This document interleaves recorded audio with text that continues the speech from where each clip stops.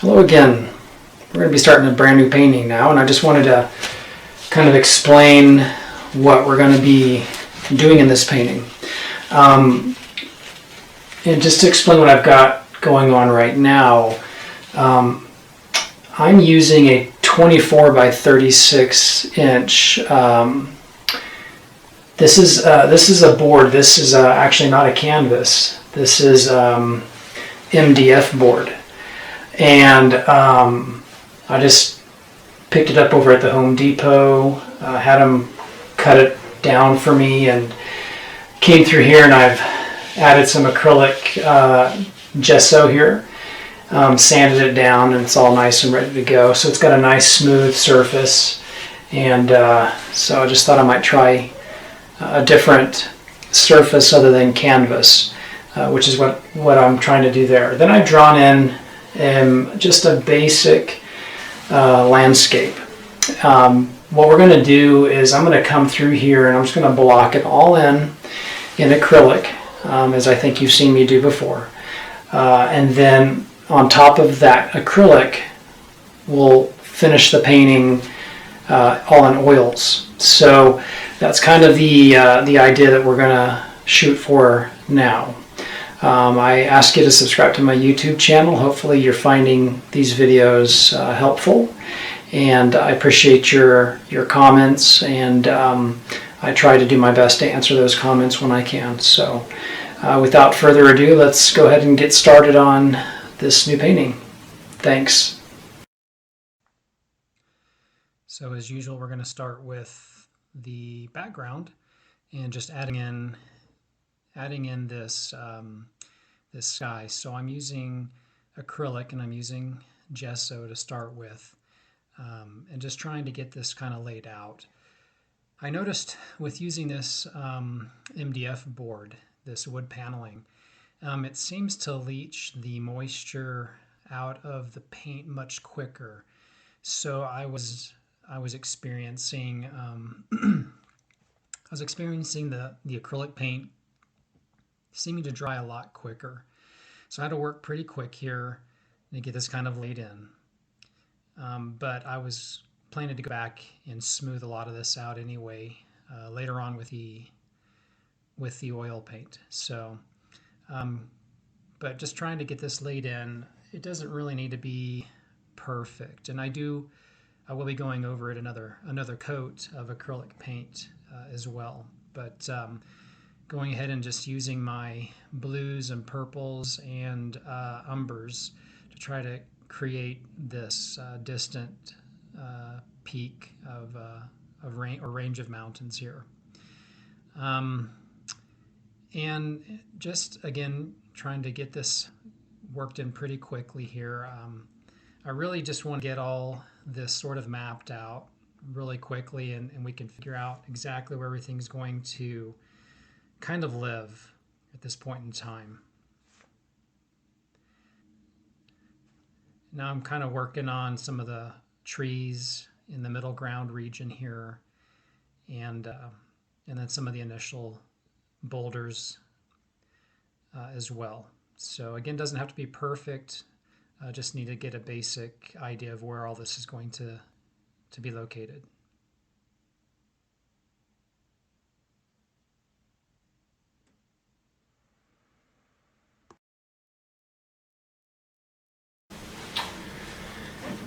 So I want to take a moment and kind of explain why we did what we did.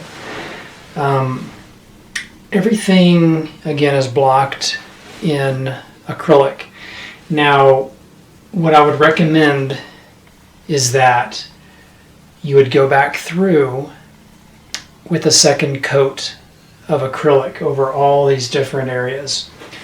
You want to try to mitigate a lot of the brush strokes that you might see, which can be kind of a challenge. It's not absolutely important that you get all the brush strokes removed, but try to get a good number of the brush strokes as best you can. And then, so, going through with another coat, and usually putting the second coat goes a lot quicker.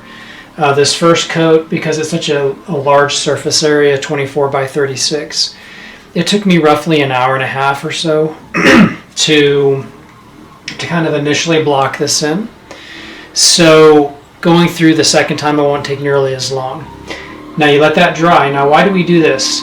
Well, this is done, and I'm sorry it's loud outside. I've got somebody doing my aeration right now, but it's important to do this because you want to be able to kind of map out where everything is going to sort of live in this painting.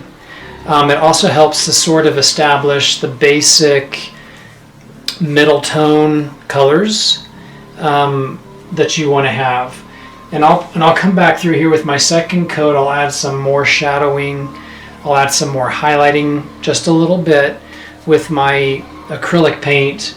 But most of everything else, all the detail, all the little fine brush strokes, all of the additional shadows, all that stuff is going to be added with our oil paint. So we're going to completely go through everything now with oil paint. So first, I'm going to take some time and do my second coat of acrylic paint over this first coat, and then we'll be ready to change our palettes from our acrylic palette to our oil paint palette, and we'll be able to start having some fun and really start adding some detail.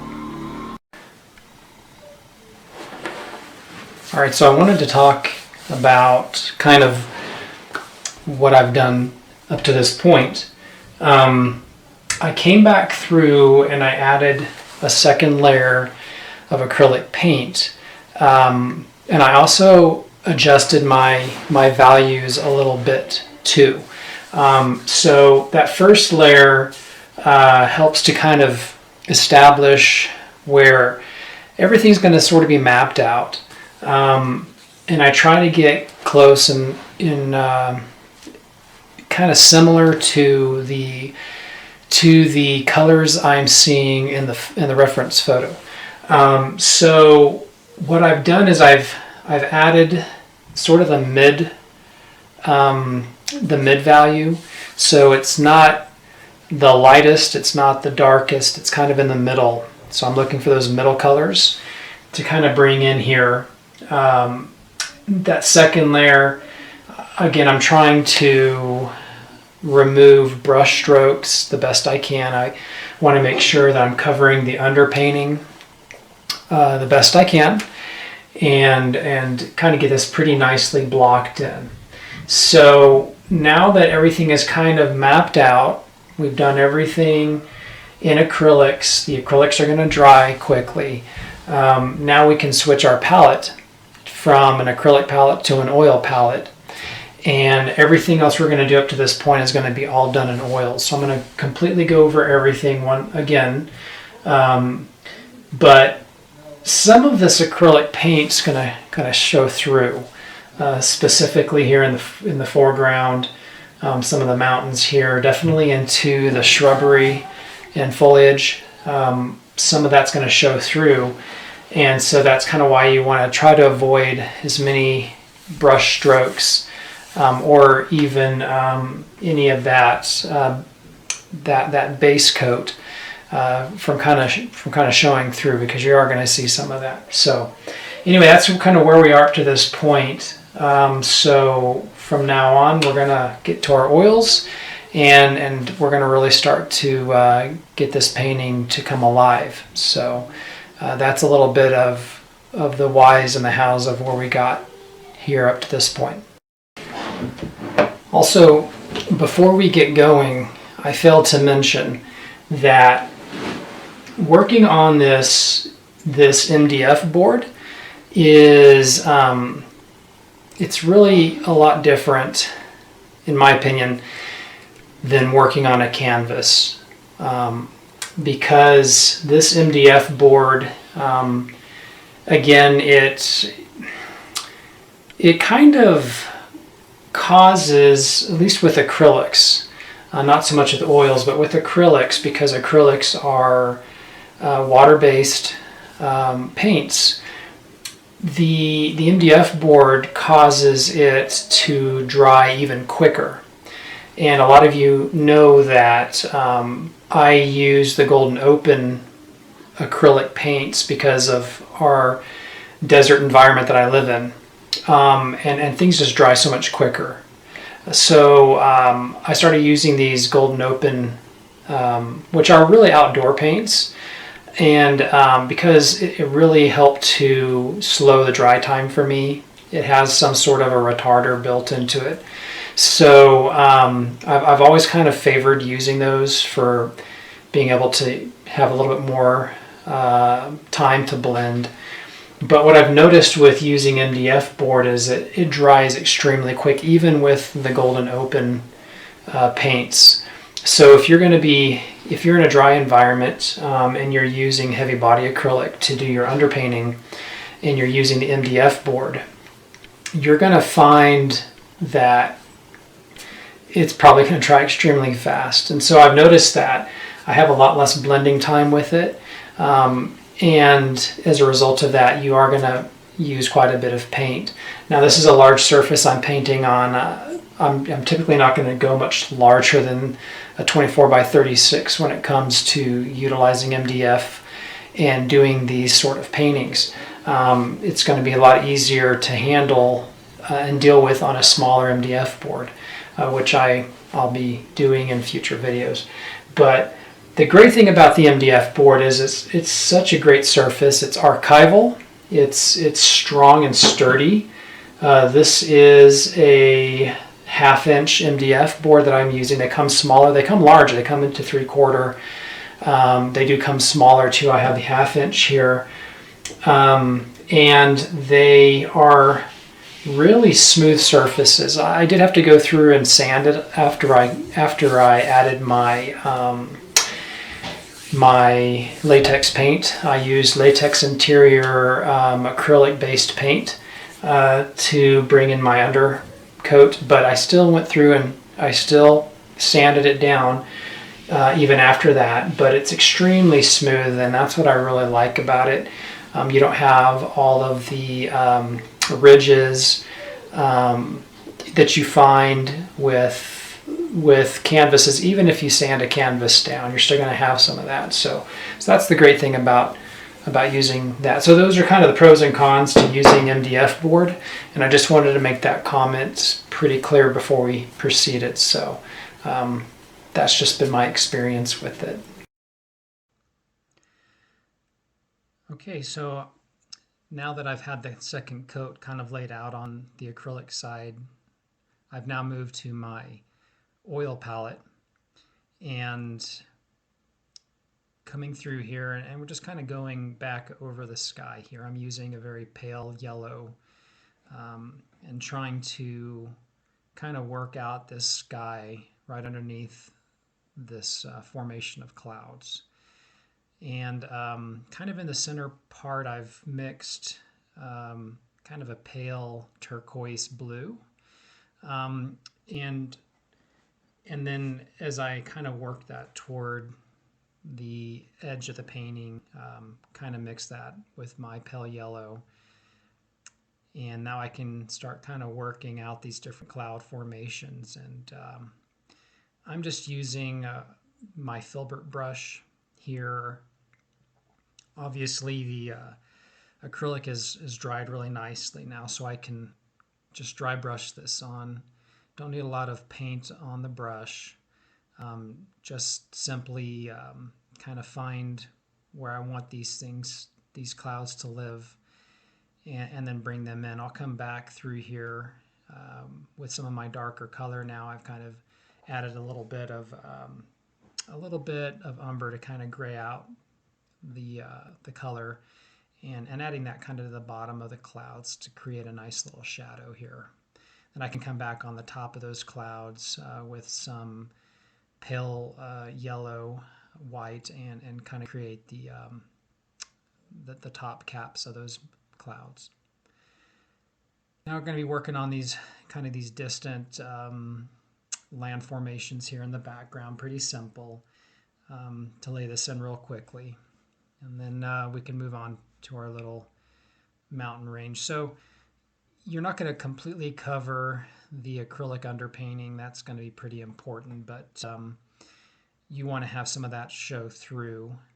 And that's kind of why you want to go back through a second coat of paint with your acrylic, so that you don't have a lot of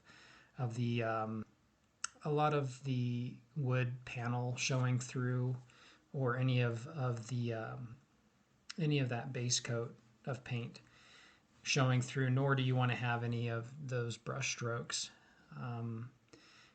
as best you can, so that you can really use that acrylic underpainting to your advantage.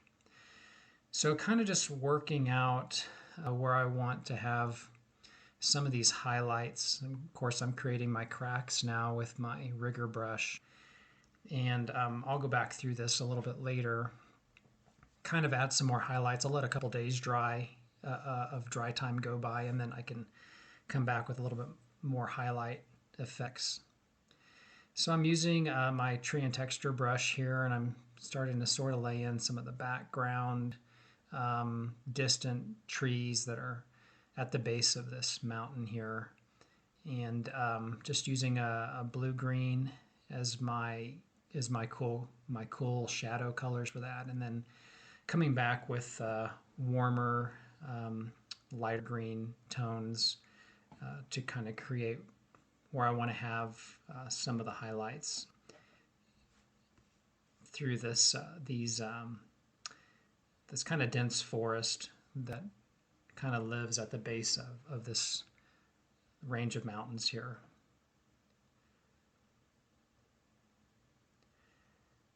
Using a lot of really small brushes for this painting, honestly. There's a lot of detail I wanted to add to it. And so it just takes some patience. So working here, we've got a nice cliff here. We're going to have a little waterfall that I'll form. And just kind of bring in this cliff really quickly. A lot of it will be in shadow. So just need to have some subtle highlights. There's a little waterfall, and we have some mist that it's forming here as well. And again, we'll kind of lay this in, let it dry, and I'll come back later on after a few days of dry time and add some further shadowing and some further highlights.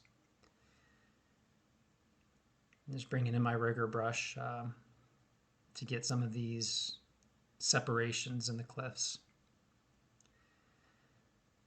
Okay, so we're going to be working this really far distant area that should be some of the most distant areas here in the background, and a little stream running through there. We'll have some small hills or cliffs, and just wanted to. You just want to make this kind of subtle. You don't need a whole lot of detail back here, but just enough to kind of give the indication that these are really distant. So be using some of your cooler colors here, and so that's kind of what I'm doing, is just using a lot of blues and greens, and subtly changing the value with some lighter colors. So I'm coming back and redoing my cliffs. I just wasn't overly happy with them, so I wanted just to give them another go. So I covered them up and coming back through here a second time. And I do this a few times to the painting where there's a couple of regions I just thought I can do this differently. I can do this better, or I might not have liked something I tried. So I'll just give it another try. And that's kind of what I'm doing here.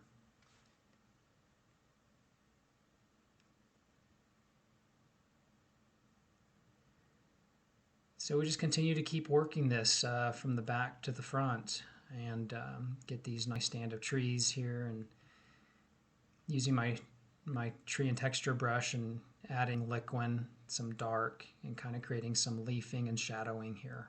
That's kind of where we are up to this point.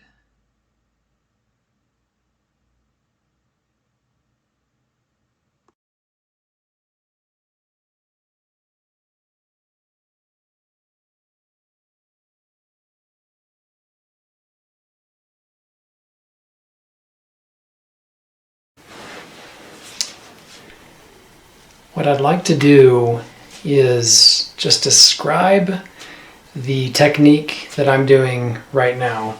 So I've gone ahead and we've used our liquid, we've used our black, we've stippled on our color here within this stand of trees. I used, again, just to kind of explain, I used a mid-tone or mid-value of this green. So when I'm looking at the photograph and I'm seeing the highlights and I'm seeing the shadows, and right in the middle I'm seeing sort of just a middle green color. And that's kind of what this underpainting represented that I did in acrylic.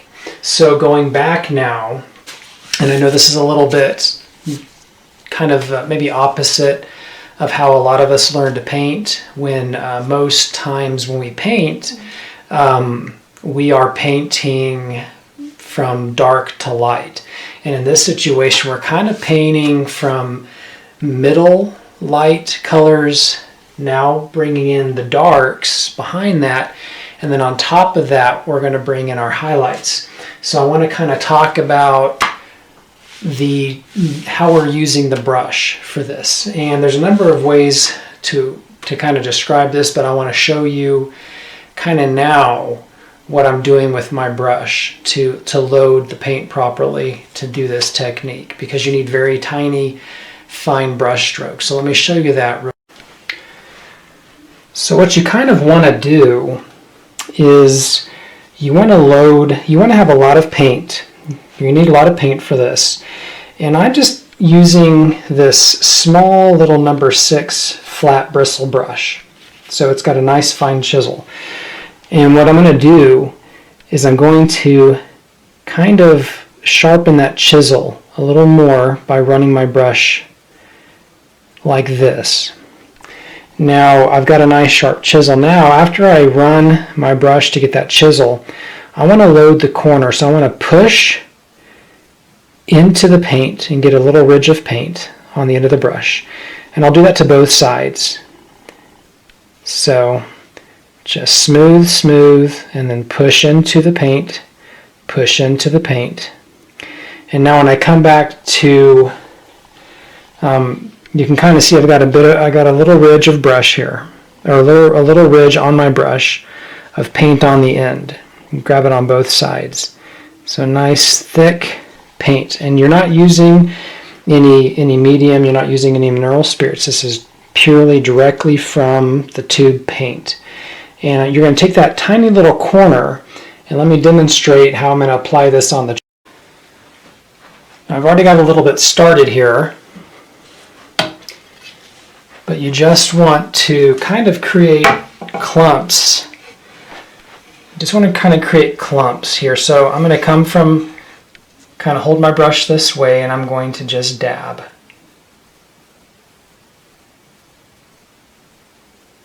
And it's going to just kind of start to add those little leaf patterns. And then when I start to run out, I can come back to the other side that I loaded up. And like anything, you want to kind of skip around. So I'm going to reload, sharpen my bristles, then push a ridge of paint on the end. But you want to make sure that that middle green and that dark stippled effect that we got with our black and our liquid is showing through. You need to kind of skip around to do this. And that's kind of the effect that we're trying to go for here.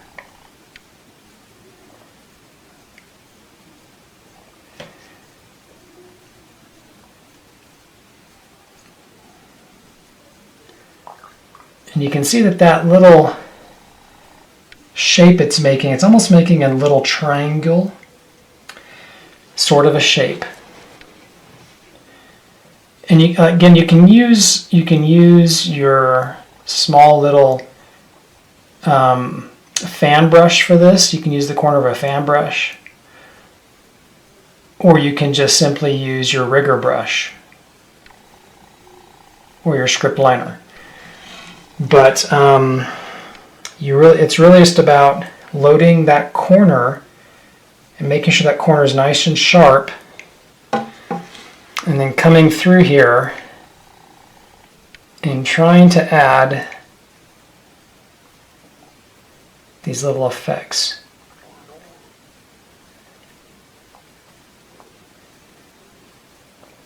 Now usually when the tree is closer to the foreground, you might want to use your rigger brush because those leaves are going to be larger. But when you're working kind of in these kind of middle ground and then in the background even, you can certainly use this type of brush.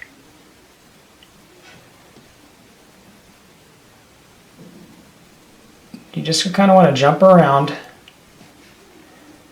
and create these little triangular leaves. And as you can imagine, it takes some time to do that. So we're going to go through here to the entire tree now. And as you can see, what I did when I stippled on my black with the liquid, I identified pockets of shadow and I kind of intensified the darkness in those areas. That's important to do. And another thing you want to do is you want to detect if you have any branches, which I do in this painting. So looking at the photo, I'm going to come through here, and you want to, before you really start bringing in all these leaves, this is a good time to come through, get that, I'm going to try to find a good brush here for this.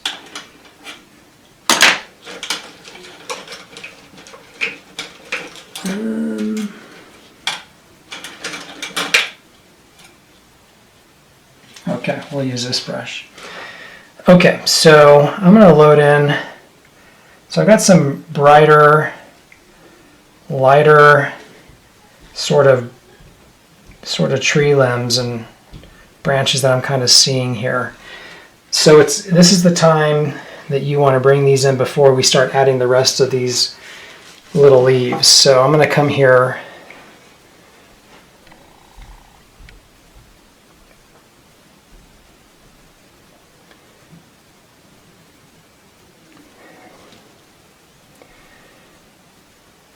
and go ahead and just draw these out real quick.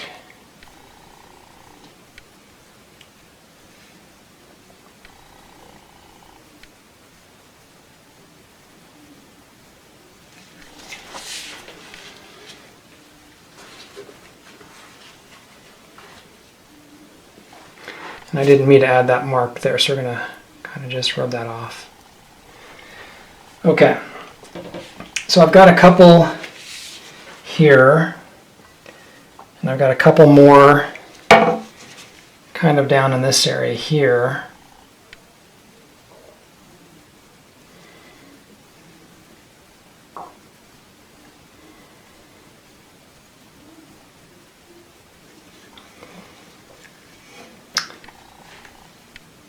And those are more in sort of the sunlight there, but I've got some darker ones, so I'm going to come back now and grab a little umber, mix that in, kind of gray it out, then we'll come back in here, and we've got a few that are sort of kind of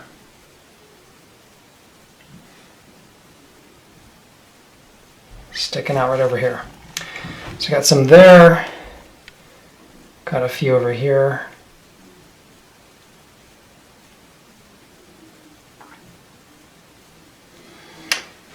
And I've got some kind of over here.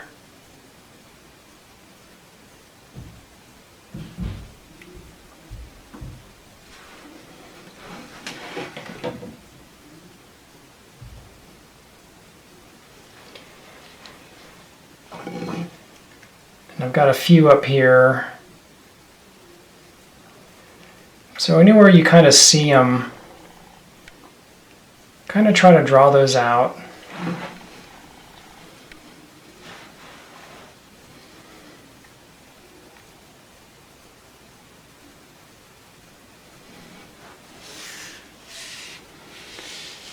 And I've got a few kind of down in this area here. So I've got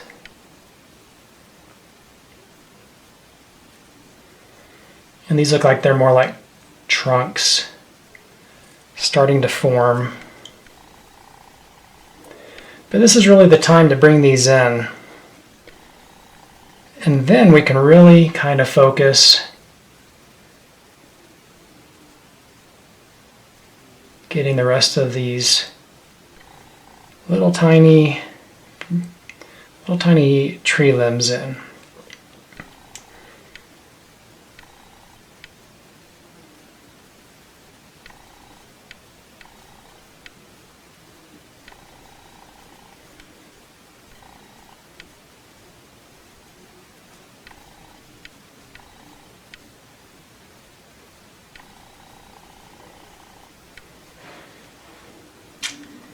And I think we've got a little bit up here too. So,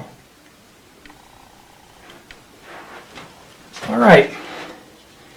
So that's kind of all we need to do with that. Now we can come back and finish adding these little leaves. So I'm going to load up my brush real well. All right, and then we can just continue.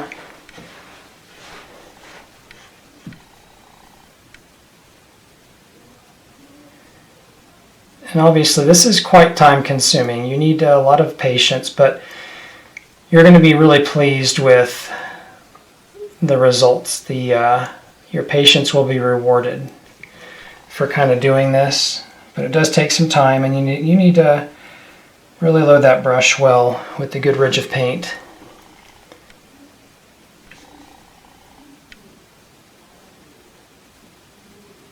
Keep making those little clumps.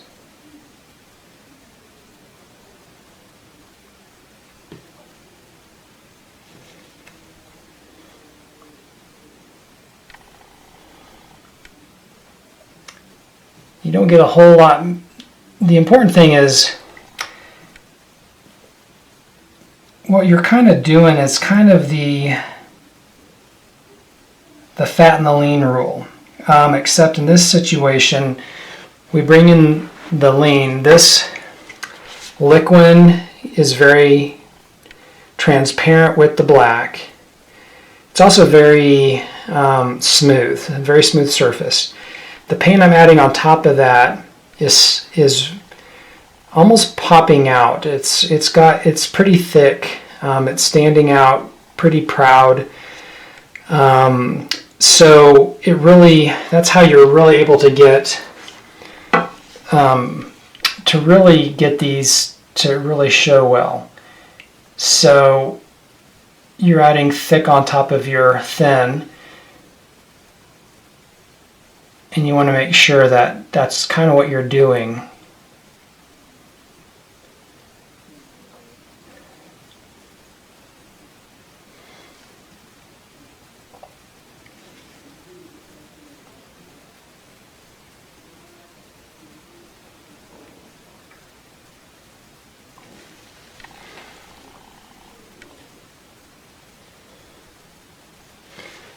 So I'll do a couple more here, and then I'm going to go ahead and fast forward this, and just you can watch me apply this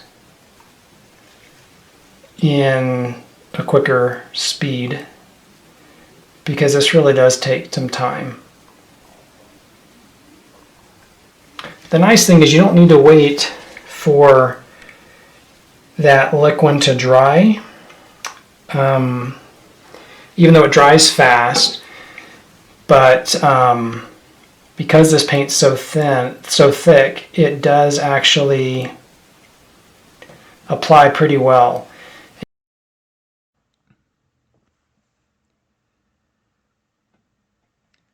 Now this takes quite a lot of time, as I've indicated, using these small brushes, just using the corner of that brush, as I've demonstrated, and just going through this.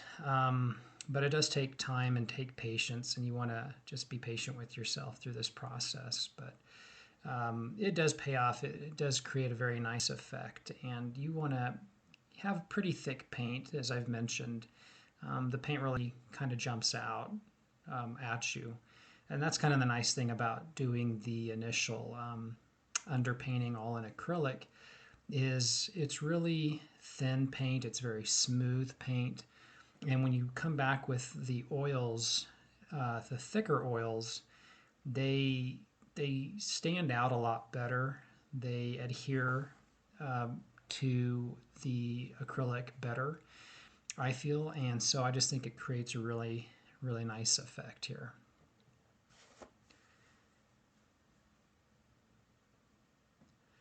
So this is just kind of the process. Continue to work this grouping of trees here in the middle ground region. And as I kind of work my way from left to right, I'll use a lot more cooler green tones because this side will be a lot more in shadow. So so that's kind of what you want to look for with that effect. Now I'm just kind of bringing in the topmost portion of these trees here, and then just slowly kind of working all this in.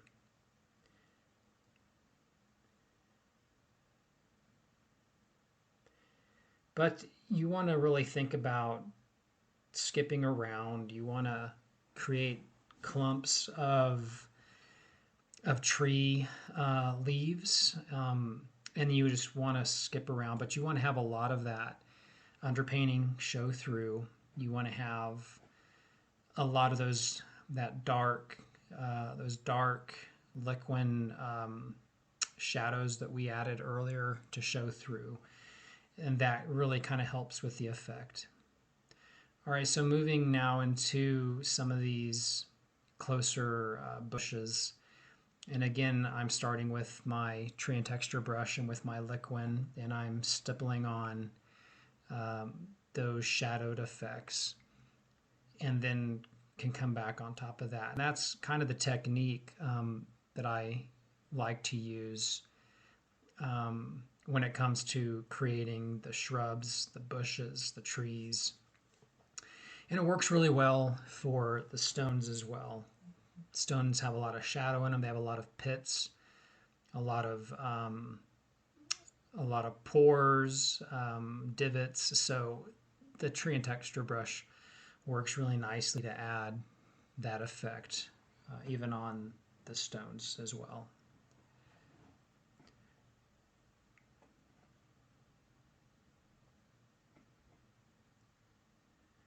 So we're getting close to being done with our row of trees here, and we can move on. I'll come back a little bit later and add a little bit more to this, a little bit more highlighting. I'll work a little bit more on those trunks later, but this is mostly complete.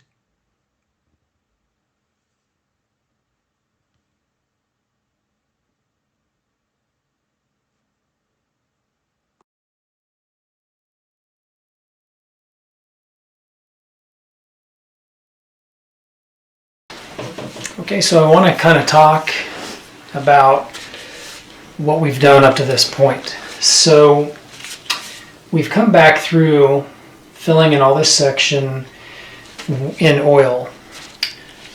We did use the acrylic, and we kind of pre-painted in with the acrylic these darker kind of purplish brown boulder formations.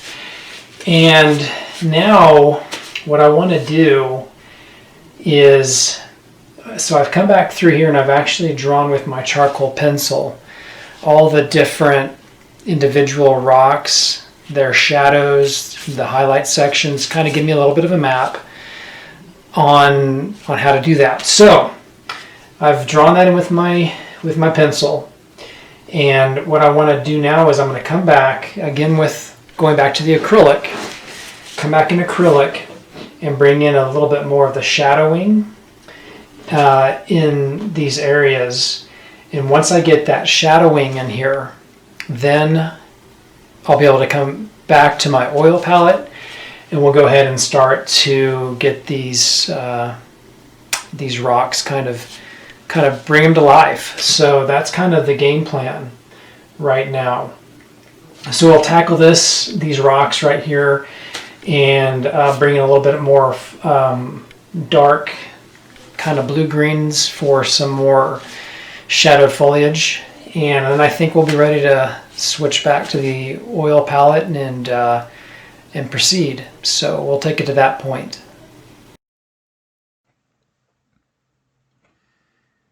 Okay, so just adding some of that shadowing now, just coming back with this is really a purple mixed with burnt umber to create some of the shadowing.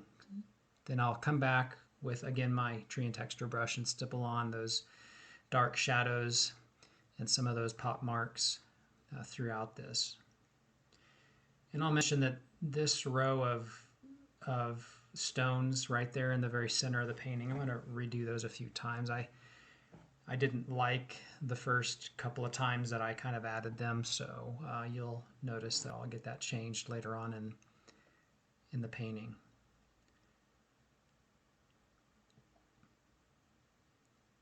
But taking that rigger brush, coming through, kind of adding some cracks in kind of separation throughout the stones here. These stones are, of course, going to be in shadow, so they're going to be darker. And I've kind of mixed a blue-gray now right here that I can come through. And this is kind of the initial highlighting, but you want to keep it pretty subtle. And you don't need a lot of bright colors here. This, again, is going to be kind of more in the shadow area as the sun is coming from the left side of the painting. Got to keep that in mind as well.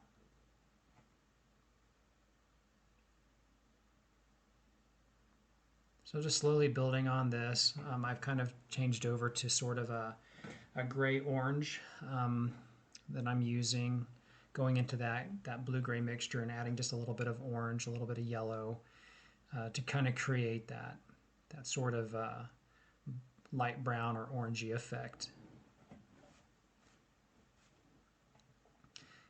And I'll get this worked in here. We're going to have just a tiny little waterfall that's trickling down. So I decided to change this section here. Initially I thought it might be some stones, but now I'm kind of having it more kind of turn into a bit of a cliff that kind of runs into the grassy meadow a little bit. So wanted to kind of change that up a little bit more. All right, so I'm coming back here with some pure black. This is going to be a very dark tree, not a whole lot of highlight on this, but just a little bit. And this, of course, will be more in the foreground. So it'll be more shadowed. It'll be a little more subtle. But just kind of work that in. And then I'll come back later and add some leafing to it. And get these bushes. Once again, you just kind of want to first start by taking your small rigger brush and sort of capping each of these bushes, as you see me doing right here. You want to show the different leaves that are protruding, and then you can go back in there and really start to define it with individual leaves that you, again, want to keep them kind of clumped together, and you want to jump around and kind of create some formations.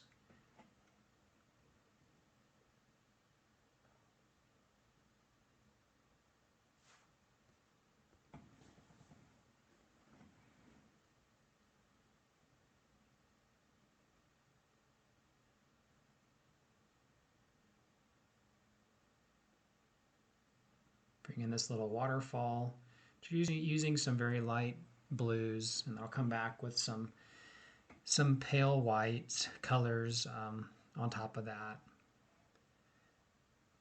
So again, using the corner of our brush, just bringing in a little bit of highlights on top of this nice dark tree. It's a good eye stopper there on the left side of the painting.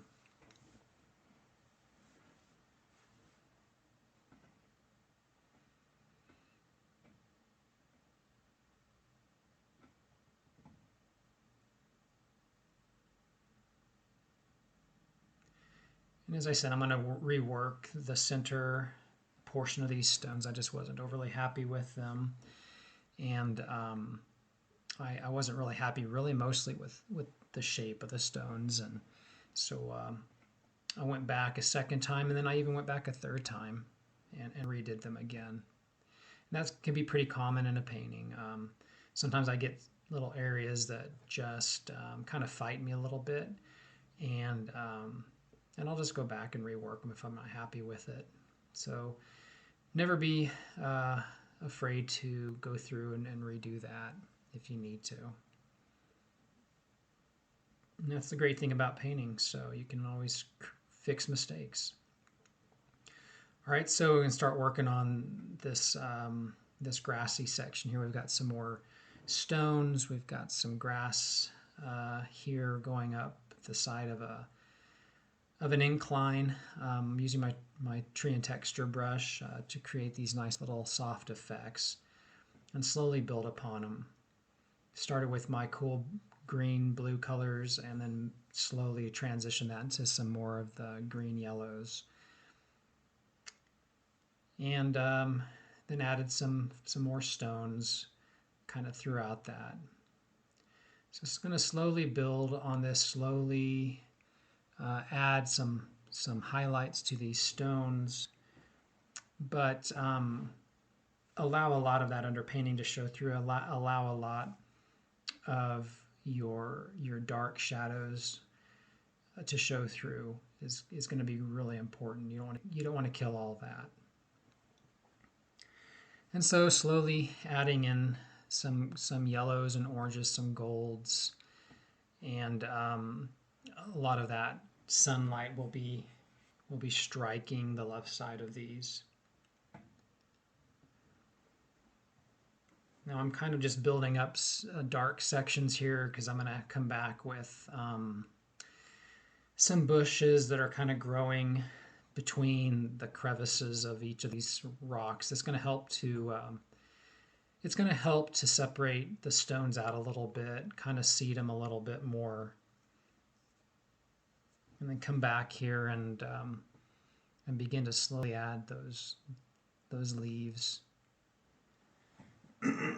Excuse me.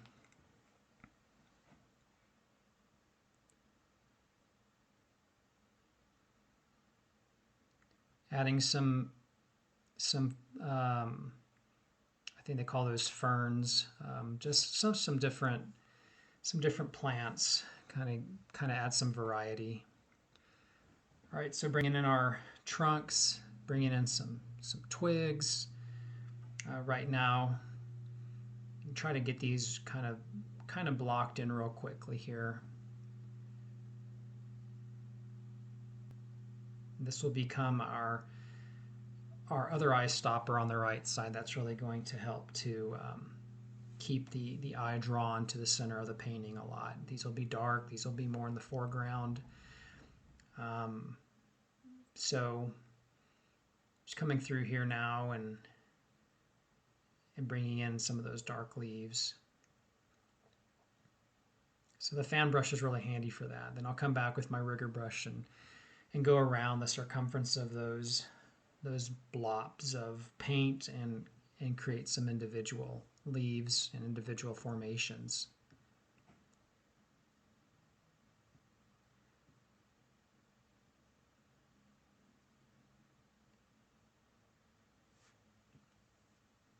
So we'll let that dry. We'll go back later once that's a little drier and I can add some of our highlighted leaves in that region there. Okay, so we're just adding some highlights on the trunks now on the left side, and kind of helping to three-dimensionalize these tree trunks.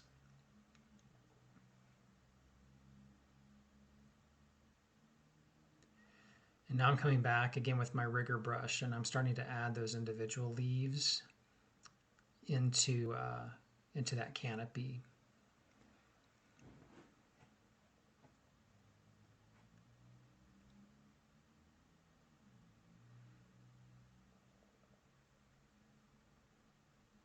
And I've mixed kind of a blue-green, keep it kind of dark and subtle, and added it to this foremost tree here in the foreground.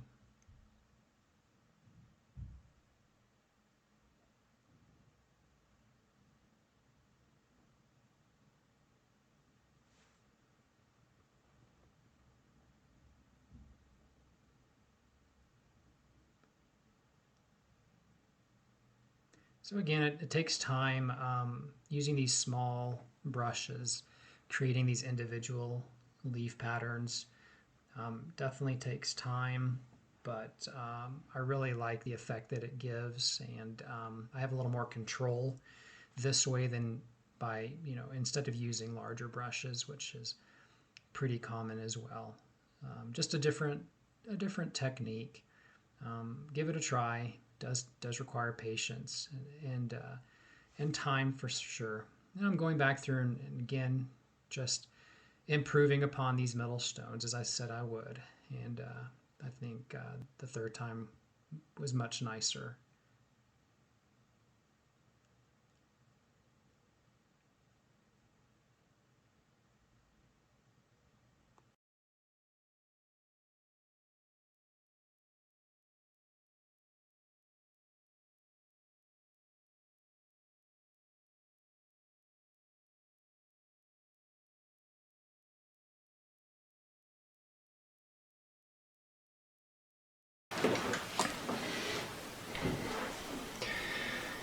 So we're at the point of this painting now where I want to start working on this grassy area in the foreground here. I did go back over the stones again, and I'll be honest, that was the third time that I went over those stones again. The previous two times I just didn't really like the way they were coming out, and so I was just trying different things. And that kind of happens sometimes. Sometimes I get stuck on a little section in the painting, and I try something, I don't like what I tried, so I'll just try it again. And the great thing about working on paintings, on oil paintings, acrylic paintings, whatever, is that you make a mistake, you just go back over it again. And so sometimes third time's a charm, fourth time's a charm. It's just a matter of stepping back, looking at what you've done, and if you don't like it, just give it another try. So I was getting frustrated with these stones right here, and I just left it alone. I got away from it for a few days. I went and worked in other areas in the painting, and then came back to that. So that's pretty normal process. Sometimes things work out nicely, and I'm pleasantly surprised. Other times it seems like it fights me a little bit. So maybe you as artists have the similar experience, but that happens sometimes. So if I'm not happy with it, I'll just go back and give it another go. So I think I've liked what I've done there. I think what I'm going to do is let that kind of dry a little bit, and then I'm going to come back with some real light glazes very transparent glazes, just to bring in a little bit more shadowing, and I might even bring in a little bit more highlight later on. But I'm gonna let that dry here for a few days, and then I can come back and tweak that. But I think I'm happy with the outcome on that area now. So that was a pretty important area because it was the middle of the painting, and the eye is just kind of focused right into this region. So I really wanted to make sure I was much more satisfied with that. So what we're going to do now is we're going to go ahead and work in this region here. And of course, this is all done down here in acrylic as well. So it's all nice and dry. And I did take some time to go back through the most foreground region here, and I added a little bit more black with liquid and just kind of darken it up a little bit more. I wanted that to be pretty bold, and we'll save that kind of for the end. But what I want to do now is just bring in our grasses. So what we're going to do, we're going to start with our fan brush and just kind of bring in some highlights. And I think before I do that, I might come through here just in this region about right here with some more acrylic paint, and I might just bring in a little bit of lighter green, kind of maybe a little bit more of a lime green here in this region, just to kind of lighten it up a little bit.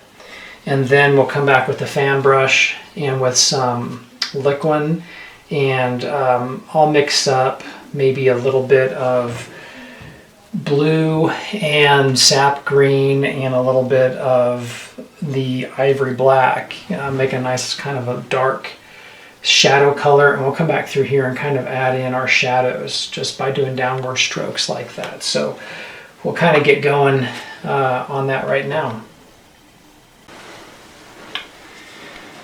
Okay, so I just want to comment that I went back to my acrylic palette. I mixed this light lime green color, and you want to make sure, because obviously this whole region here is all in oil paint, and all this down here is covered in oil as well. So since I'm coming back with acrylic paint on top of the acrylic, I need to avoid touching my acrylic onto the oil surface. That's very important. You can always put oil on top of acrylic, as you've seen me do this whole video, but you do not want to do the reverse, putting acrylic on top of oil, because primarily what happens is that it will not bind to the oil, and they just don't play well together, just like oil and water don't play well together. So it will not bind, and it could flake off. So you want to avoid that. If you know you're going to be going into an oil region, you just need to apply oil. Now, I did this as an afterthought because I think originally when I was laying out all the acrylic, I just didn't really think about the fact that I'm going to want to have this a little bit lighter as I come back with my oils. So now that I've done this, it's going to make my job easier, because this region here is going to be sunlit, and so it's just going to make my job easier coming back with oils now on top of this and achieving that. So what we're going to do now, let this dry for a few more minutes. It shouldn't take too long. I didn't add very much. I kept it very thin. I kept it very watered down. It was almost like just a simple glaze, really. So this should dry pretty quickly. I can already see it's drying now. Then I'll come back on top of this. Now, going back to my oil palette, and we're going to again use the fan brush, and we're going to bring in all of our shadowing for the grassy section. So this is all just going to be a big meadow right here. And we'll just take it, we'll start doing that right now. Okay, so we're just taking this fan brush and we're doing downward strokes, and we're just using, I've mixed a kind of a dark green with blue and green and black to create the shadows for these little grasses in this meadow. And now going back on top and just using this rigger brush. Again, another time-consuming process. You're going through and adding each individual little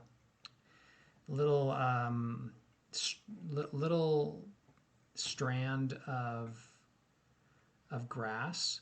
So it definitely takes some time. And this is just a process of building, going from my dark greens and then slowly building into my lighter. Still have several bushes here in front of these stones that I want to kind of get painted in real quick. And then we can continue on with building our meadow. So the meadow is getting, it's definitely a lot of sunlight, so it's very sunlit. And so I'll go through here and I'll be using a mixture of my yellow green, some titanium white, and really kind of build this up using those colors.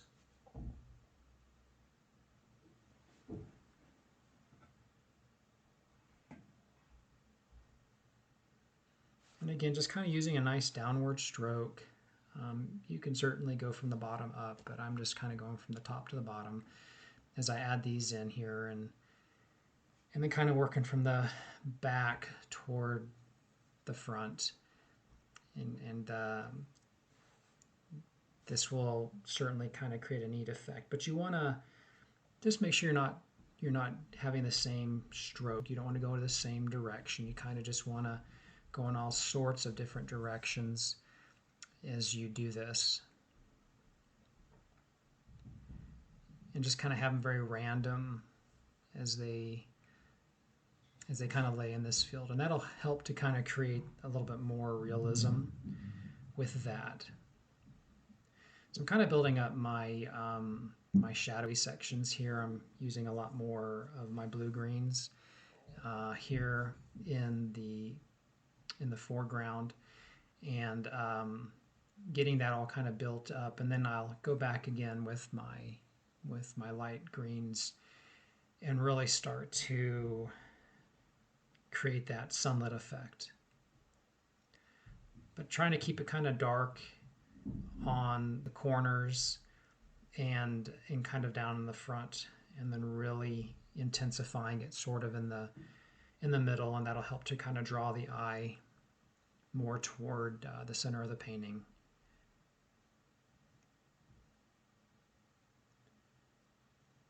But you want to create that randomness.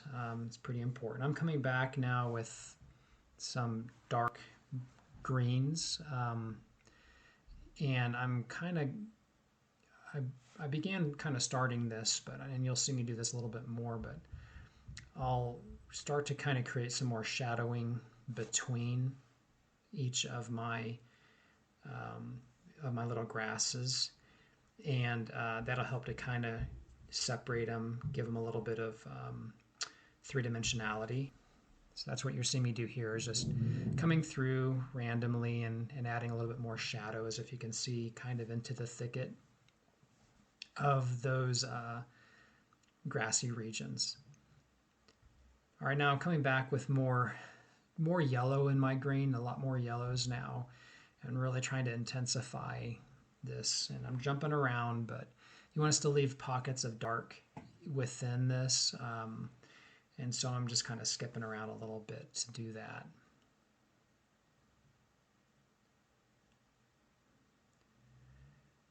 And as I move, obviously as you move closer from the back to the front on your meadow, each grass is going to get a little bit larger. So my strokes are a little broader and thicker as I move toward the front.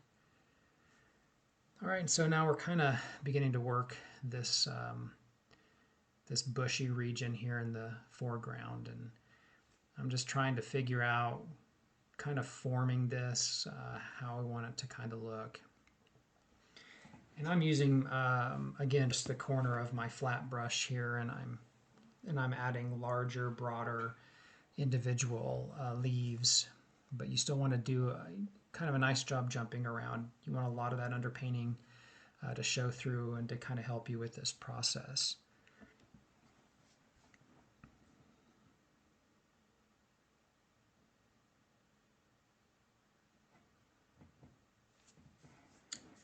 And I'm just using, I've kind of made a dark olive green color here. I'll go back and kind of change the value, lighten that up a little bit, add a little bit of titanium white, and then, but not a lot, but just enough to kind of give it some three-dimensionality. You want to keep this pretty dark and in shadow. I'm adding some little flower formations here now, using my whites, some blues and reds and oranges. Kind of create some interest here.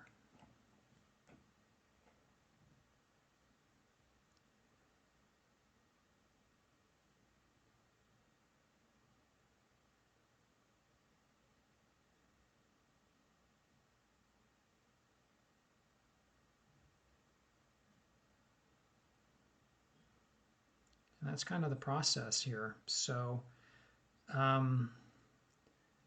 took some time.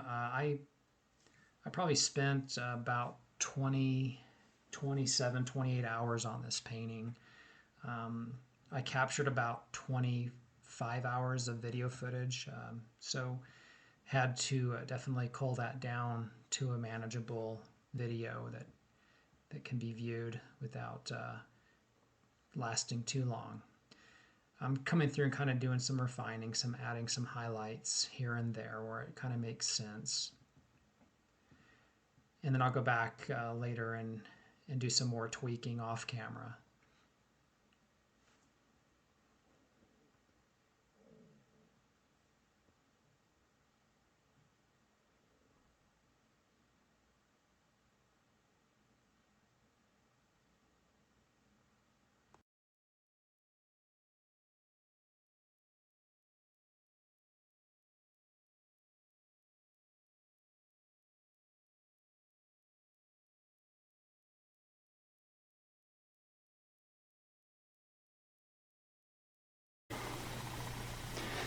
So we've reached the point of the painting now where it's just more of a kind of a tweak and a refine process. And as I stand back and I look at this, and I'm looking at all the shrubbery here in the foreground, what I'm looking for is, I want to have a lot of non-uniformity. And I'm looking at this little part right here, and I feel like it slopes just a little too much. And I'm thinking I want to maybe pull that out a little bit more. And as I'm coming through here, we might make some of the hedge a little more erratic. And that's kind of what you want to start looking at as you get to your refining mode. In nature, things are absolutely just not uniform. And even if you find some uniformity in nature, in a painting, it just doesn't make artistic sense. And sometimes if it's not artistically correct, you may want to tweak it, even if it's right from nature, even if you're looking at it right in front of your face, or if you have it on a photograph. And that can happen sometimes. And I notice sometimes in nature that those different values are not necessarily, at least artistically correct. Some of the far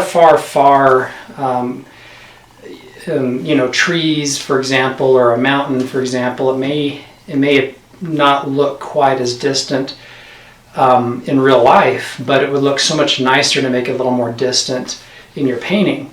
And so you may just go back and add some more cooler tones and some more haze, just to achieve that value where it seems like it's really tucked far in the distance. And that's what kind of makes things look artistically correct sometimes. So that's kind of what I'm looking for. I stand back from my painting and I'm kind of looking for, are there things that just look a little bit too common?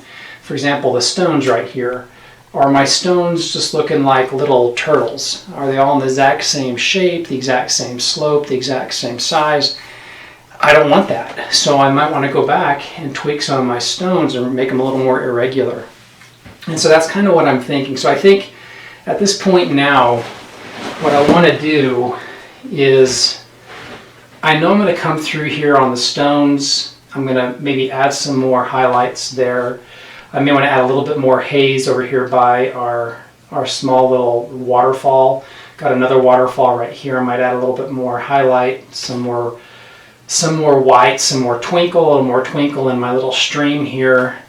And way back in the distance here, I've been thinking I might want to add a little more of that twinkle in the water as well. I've got a little bit already started here, but I just think a little bit more might really kind of set that off a little bit.